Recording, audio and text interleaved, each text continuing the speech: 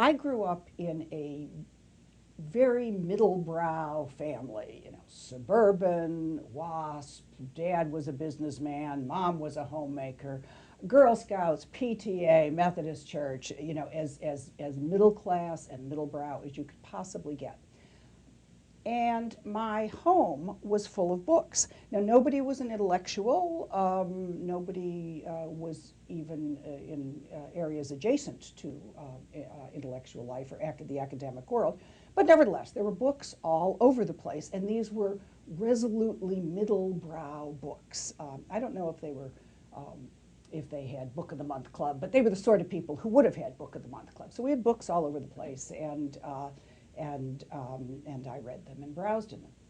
And one that I remember very clearly and have looked up since was a book that was published in the mid-1930s, and it was called The Best Loved Poems of the American People. And although it included, you know, some Wordsworth and some Emily Dickinson and so forth, for the most part, these were sentimental, often inspirational, middlebrow poems from the late 19th and early 20th century. And I remember being fascinated by these and being very touched at a very young age. And the one that I particularly want to refer to, I will not read because to this day I cannot read this poem without crying. But I can tell you about it. It was about a soldier who returns from the war, and I think it would have been World War I. And his regiment had a dog that hung around with the regiment. It was kind of the mascot of the group. So after the war, everybody disperses. The dog has disappeared somehow. He goes back to medical school.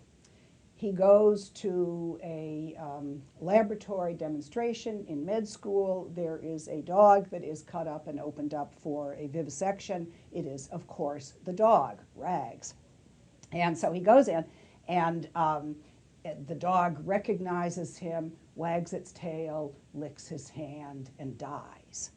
And the man, one of the lines after this happens is he realizes, I was no better in partner whole than the gang I was found among.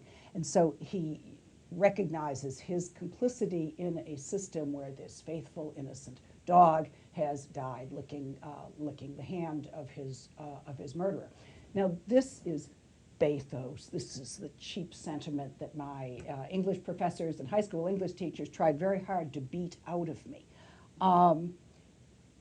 But to this day, I can't talk about it without the throat. You know, the motor neurons, or the mirror neurons fire, and the throat clenches up. And I've read it to my children, and I literally cannot get through the poem.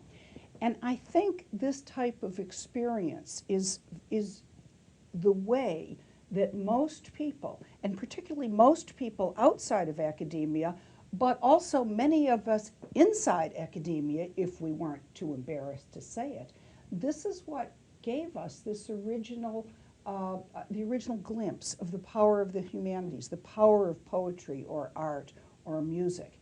And I think in reflecting on these moments, it makes me realize that we are perhaps doing a disservice to our students and to the public by downplaying this type of connection. So that is my decades-old, long-remembered, but still lived humanities moment.